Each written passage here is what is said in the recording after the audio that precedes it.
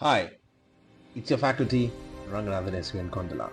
Now, in this session, I'm going to quickly discuss with you one of the most important features of India's national struggle, an act which actually altered the patterns and the structures of India and the government structures of India.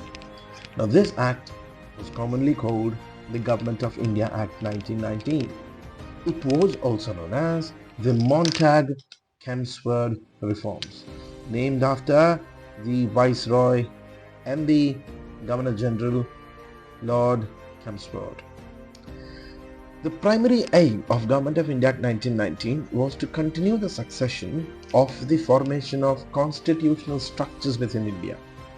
Now, the British have tried it with Government of India Act 1909, where they created a government system providing separate electorate for Muslims, for the Mohammedans of India. Now, with Government of India Act 1919, there were certain very important features, in fact rather very deep diving features which were introduced for the people of India. Number one, at the provincial level, a system of governance was introduced commonly known as diarchy. Now, diarchy essentially meant two classes of government, an executive government and a ministerial format of government. That is, at the provincial level, the governors shall have certain subjects of administration to be administered by them using elected ministers.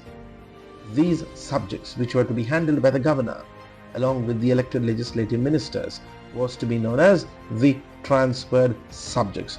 The governor was also having right over certain subjects which the governor can administer using ministers, nominated executive council members, known as the reserved subjects. So there were dual or a double type of government subjects, the reserved subjects and the transferred subjects.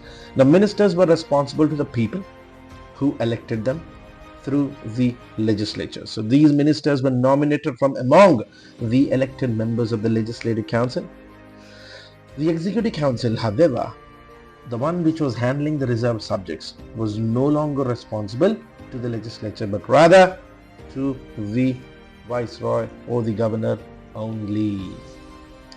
The Secretary of State and Governor General could interfere in any matter regardless of it is transferred subjects or a reserved subject if they were to feel that it was conflicting the interests of British.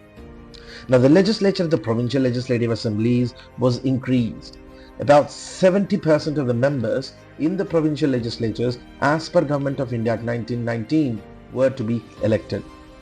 These were to be communal electorates as well as class electorates. Women, few of them, were however given the right to vote. Governor's acceptance, assent was required to pass any bill. He or she, the governors of the provinces, also had veto power and could always issue ordinances. Now, these were certain very important changes which were done in the provincial system. Now, when it comes to the central government, the government remained under Governor General and his executive. There were two lists at the center, the central list and the provincial list. Provincial list were the subjects which were provided for the provinces to administer, whereas the central list were to be administered by the Governor General and his ministers and his nominated executive. Out of the 6 members of the Viceroy's Executive Council, for the first time, 3 of them, which is 50%, were to be Indian members. The Governor General could also issue ordinances. He could also certify certain bills as rejected by the central legislature. Even the legislature at the center was classified into 2 types. The Legislative Assembly, which is actually a predecessor now to the Lok Sabha, and a Council of State, which is now the predecessor of Rajya Sabha. Legislative Assembly, the lower house, and members were to be elected and nominated. Approximately 104 elected and about 41 nominated members at the central level. The Council of States was to have only male members. Upper House, which is the Rajya Sabha, was to have only male members with a tenure of 5 years. The legislatures could always ask questions as part of budget. Only 25% of the budget was permissible to be questioned. The rest was to be non-votable parts of the budget. A bill had to be passed in both the houses, the Council of States and the Council of the People. Only then it could become a law, which is a pattern which we follow even today in modern India.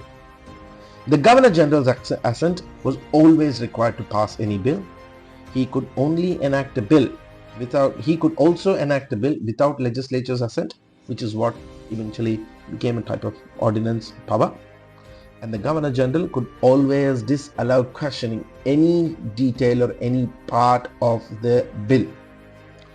Debates were permitted. Some other important features of Government of India Act 1919 was it created a High Commissioner's office in London.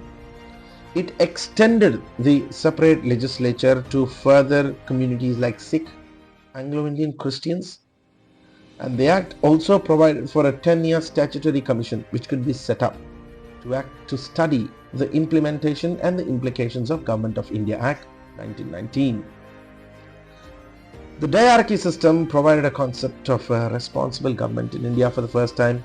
It introduced the concept of federal structure in India for the first time. Comparatively, not in the upper house, but in the Council of People, on the lower house, women did gain a right to vote. The Governor General and the governors did have power to undermine the legislatures and at the center and at the provinces as and when required. But at least a government system was introduced. Allocation of the seats in the central legislature was not based on the population but on importance of the province in the eyes of the British. These were some of the important features of Government of India Act 1919. Keep watching, keep following me on my Telegram, Plus Students. Just go to Telegram, don't put any space, just put Plus Students and you will find my classes, my group on Telegram for discussions and more previous year questions of UPSC, CSE. See you next time in another video of Modern India. Thank you. Bye-bye.